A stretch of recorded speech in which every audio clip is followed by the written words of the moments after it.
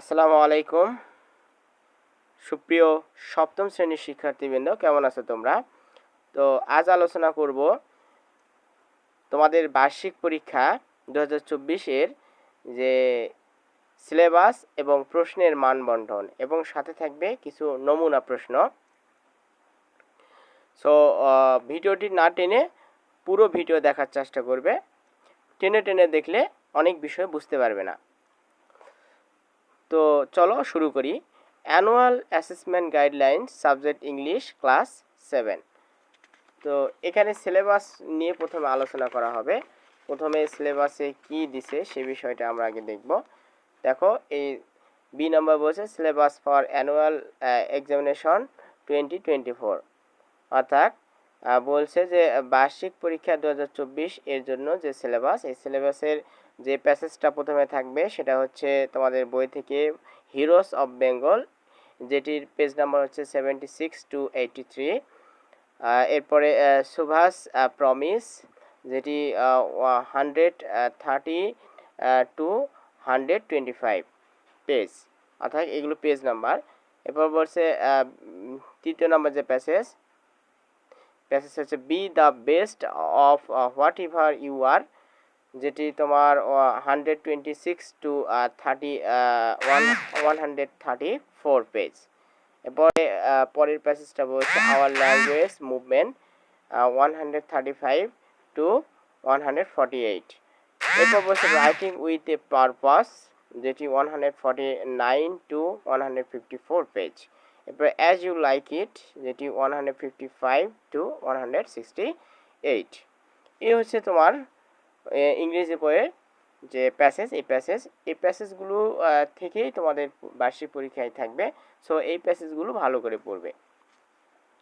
এরপরে C number যেটা বলছে অ্যাসেসমেন্ট ফরম্যাট, অর্থাৎ এখানে কন্টিনিউয়াস অর্থ আমরা কন্টিনিউয়াস অ্যাসেসমেন্ট, যেটি 30%, এটি অর্থ হচ্ছে শিক্ষণকালীন মূল্যায়ন, অর্থাৎ এই 30% তোমার টিচারের হাতে বরাদ্দ থাকবে, অর্থাৎ 30% মার্ক তোমার টিচার তোমাকে দিবে। এরপরে সামেটিভ যে 70%, এটিকে আমরা সামষ্টিক মূল্যায়ন বলতে পারি। সামষ্টিক মূল্যায়নের 77% তোমার লিখিত পরীক্ষা দিতে হবে, অর্থাৎ 70%-এ 100 মার্কের পরীক্ষা দিবে, তবে এই 77% এটা হচ্ছে তোমার হিসাব হবে, অর্থাৎ 77-এ হিসাব করে তোমার যা আসবে তাই এখানে তুমি পাবে। এরপরে আমরা পরবর্তী যে ডি নম্বরে বলছে যে মার্কস ডিস্ট্রিবিউশন, অর্থাৎ এই যে 30 মার্ক, যেটা এই 30 মার্ক হচ্ছে তোমার টিচার দিবে, আর টিচার হচ্ছে তোমার হোমওয়ার্ক দেখবে। Homework as specified by the teacher, অর্থাৎ টিচারের দ্বারা নির্দিষ্ট করা থাকবে সেটি হোমওয়ার্ক, সেটাতে তুমি পাবে 10। এরপর class work, individual or group works completing table, chart, flow chart etc as given in the relevant experiences, see the syllabus in section B of the textbook। এখানে 10 মার্ক থাকবে, অর্থাৎ এখানে এটা বোঝাচ্ছে যে তোমার ক্লাসের শ্রেণীর কিছু কাজ, এই কাজগুলো করতে হবে, দলগত হতে পারে বা ব্যক্তিগত হতে পারে। এরপরে বলছে project work assignment as specified in the relevant experiences, অর্থাৎ এখানেও 10 মার্ক থাকতেছে। এই টোটালি হচ্ছে 30 মার্ক তোমার টিচার তোমাকে দিবে।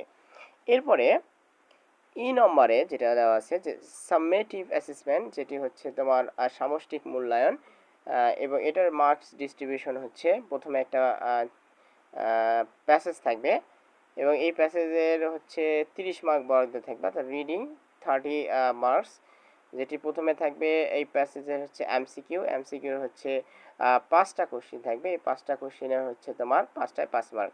এবার শর্ট অ্যান্সার কোশ্চেন, যেটি 5টা থাকবে, এটি হচ্ছে একটায় 2 মার্ক, তাহলে 5 দুগুণ 10। এবার ট্রু ফলস 5টা থাকবে 2 মার্ক করে, তাহলে এখানে 10। ম্যাচিং 5টা থাকবে এবং 5টায় 5 মার্ক। এরপরে আমাদের যেটা থাকতেছে একটা কবিতা থাকবে, অর্থাৎ অ্যাপ্রিসিয়েটিং পোয়েমস, এটাতে 10 মার্কস। শর্ট অ্যান্সার কোশ্চিন, যেটি হচ্ছে 5 মার্ক থাকবে। শর্ট অ্যান্সার কোশ্চিন এটা 5টা থাকবে এবং একটা হচ্ছে 2 মার্ক, তাহলে 5 দুগুণ 10, অর্থাৎ 10 মার্ক এখানে তোমার থাকবে, অর্থাৎ কবিতা থেকে 10 মার্ক পাবে। এরপরে গ্রামার অংশ 30 মার্ক থাকবে। এই 30 মার্কে প্রথমে যেটা থাকতেছে সেটা হচ্ছে gap filling with right form of verbs. প্রথমে রাইট ফর্ম অফ ভার্বস থাকবে এবং এটাতে হচ্ছে 10টা কোশ্চেন থাকবে। 10টায় হচ্ছে এক একটার হাফ মার্ক করে, তাহলে এখানে টোটালি 5 মার্ক পাবে। এরপর আইডেন্টিফাইং অ্যান্ড ইউজিং টেন্সেস, অর্থাৎ এখানে টেন্সের ব্যবহার এবং চিহ্নিত করতে বলছে, এটা 5টা থাকবে এবং 5টায় একটা 2 মার্ক হলে 5 গুণ 10, এখানে 10 মার্ক। এরপরে gap filling with preposition, preposition হচ্ছে দিয়ে তোমার গ্যাপ ফিলিং করতে হবে, অর্থাৎ গ্যাপ পূর্ণ করতে হবে, এটি হচ্ছে 10টা থাকবে। 10টা হচ্ছে একটা হচ্ছে হাফ মার্ক, তাহলে এখানে 5 মার্ক পাবে। এরপর কানেক্টিং সেন্টেন্সেস উইথ কনজাংশন, এটাতে হচ্ছে তোমার 5 মার্ক পাবে। এরপর changing voice of 5 sentences in a given passage, এটাতে তুমি 5 মার্ক পাবে। আচ্ছা, এরপর আমরা রাইটিং পার্টটা নিয়ে আলোচনা করতেছি। দেখো, রাইটিং পার্টে তুমি 35 মার্ক পাবে। 35 মার্ক তোমার দেওয়া থাকবে। এর মধ্যে রাইটিং ইনফর্মাল লেটার লিখতে হবে, যেটি 10 মার্ক। এরপরে রাইটিং ফর্মাল লেটার্স, যেটি একটা থাকবে এবং এটাও 10 মার্ক। এবার রাইটিং কনভারজেশন, অর্থাৎ কথোপকথন, যেটাকে আমরা ডায়ালগ বলি, এটা হচ্ছে একটা থাকবে এবং এটাতেও 10 মার্ক। প্রিয় শিক্ষার্থীবৃন্দরা, তোমরা চাইলে এটি স্ক্রিনশট দিয়ে নিতে পারো, যাতে করে পরবর্তীতে তোমাদের বুঝতে সুবিধা হয়। এরপরে আমাদের পরবর্তী যে বিষয়টা আমরা দেখি, পরবর্তী কি আছে। আচ্ছা, এবার এখানে কিছু স্যাম্পল কোশ্চিন দিয়ে দিয়েছে। দেখো, বলছে যে annual summative assessment 2024 sample question, subject English, grade 6, marks হচ্ছে 100, কিন্তু তোমাদের 70%-এর মধ্যে হিসাব করা হবে। ওকে, 70%-এর মধ্যে যা পাবে তা, এবং বাকি যে 30%, এটা হচ্ছে তোমার টিচার দিবে, 30 মার্ক টিচার দিবে। এবার টাইম, দেখো টাইম হচ্ছে 3 ঘন্টা থাকবে, তোমাদের পরীক্ষার সময় হবে 3 ঘন্টা। দেখো, এখানে একটা প্যাসেজ দেওয়া আছে। এই প্যাসেজ থেকে তোমাকে এখান থেকে choose the best answer from the alternatives, অর্থাৎ এমসিকিউ যেটাকে বলে, এই 5টা আছে, এই 5টায় 5 মার্ক। আচ্ছা, এগুলো অ্যান্সার দিতে হবে এখান থেকে সবগুলো। এরপর বি নাম্বারে তোমার যেটা থাকতেছে right answer to the following question, যেটি তোমার হচ্ছে 5টা থাকবে, 5টায় হচ্ছে 5 গুণ 10 মার্ক। এরপর 2 নম্বরে আরেকটি প্যাসেজ থাকতেছে, এই প্যাসেজটি তোমাকে ভালো করে পড়তে হবে। পড়ে আমরা পরবর্তী যে এখানে কিছু কোশ্চেন দেওয়া, ট্রু ফলস দেওয়া আছে। দেখো, এই ট্রু ফলস, তো এখানে বলছে যে read the statement and write whether they are true or false, if false give the correct answer. তো এই প্যাসেজটা ভালো করে পড়তে হবে। পড়ে যদি ট্রু হয় ট্রু লিখবেন, আর যদি ফলস হয় তাহলে সেক্ষেত্রে কারেক্ট অ্যান্সারটা লিখতে হবে। তো এটা 10 মার্ক, এখানে 10 মার্ক দিয়েছে। এরপরে বি নম্বরে কলাম এ এবং কলাম বি, এ কলাম থেকে বি কলামে মিল করতে হবে, এটা 5 মার্ক। এবার পার্ট বিতে আসে আমরা একটা পোয়েম পাবো, অর্থাৎ এই পোয়েমটা হচ্ছে আমরা ভালো করে পড়ার পর ভালো করে বুঝবো, বোঝার পর এখানে 5টা হচ্ছে কোশ্চিন থাকবে এবং 5টা কোশ্চিনের আমাদের এখানে 5টা কোশ্চিনে 5 মার্ক। সেখানে মার্ক দেয়নি, তো তোমরা ওই প্রথমে যে টেবিলটা দিয়েছিলাম এখান থেকে তোমরা দেখতে পারো। এবার পার্ট সি, এই পার্ট সিতে গ্রামার থাকতেছে। গ্রামারের হচ্ছে 4 নম্বরে যেটা থাকতেছে রাইট ফ্রম ভার্বস, তো এখানে 5 মার্ক। এরপরে 5 নম্বরে read the sentence below the write the name of the tense in column A, then write a new sentence using the same tense in column B. অর্থাৎ এখানে আমাদের টেন্সের যে বিষয়গুলা, এখানে নেম দ্য টেন্স, অর্থাৎ টেন্সের নামটা লিখতে হবে এবং একটা নতুন সেন্টেন্স লিখতে হবে। তো এটা 10 মার্ক। এরপরে আমরা যেটা পাচ্ছি প্রিপোজিশন, এই প্রিপোজিশনের এটা তোমরা যদি 10টা করতে পারো, 10টা না 5টা, হ্যাঁ এখানে 10টা, তো 10টায় হচ্ছে 5 মার্ক। আচ্ছা,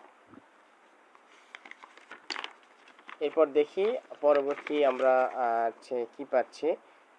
এরপরে এখানে আছে 7 নম্বর read the sentence connect the using and but because or as well. অর্থাৎ এখানে আমরা হচ্ছে এইগুলো ব্যবহার করব, কানেক্ট যুক্ত করতে হবে, and but because or as well এগুলো ব্যবহার করতে হবে, তো এইগুলো 5 মার্ক। এরপরে নাম্বার 8-এ বলছে যে read the text and change the underline parts to passive form, অর্থাৎ অ্যাক্টিভ থেকে প্যাসিভ ভয়েস করতে হবে, এটি 5 মার্ক। তো প্রিয় শিক্ষার্থী বন্ধুরা, তোমরা হচ্ছে এই বিষয়গুলো একটু ভালো করে বোঝার চেষ্টা করবে।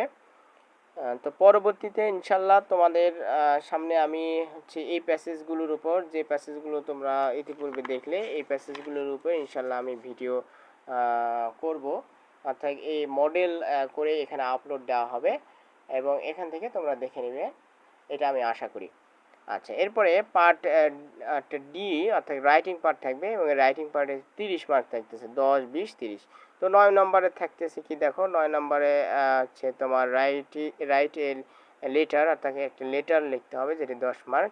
এরপরে 10 নম্বরে হচ্ছে তোমার write a letter to the authority asking for some important information regarding the member of the club, অর্থাৎ এখানেও একটা হচ্ছে তোমার লেটার লিখতে হবে, যেটি হতে পারে তোমার সংবাদপত্রর বরাবর বা কোনো ক্লাবের বরাবর, সেটি 10 মার্ক।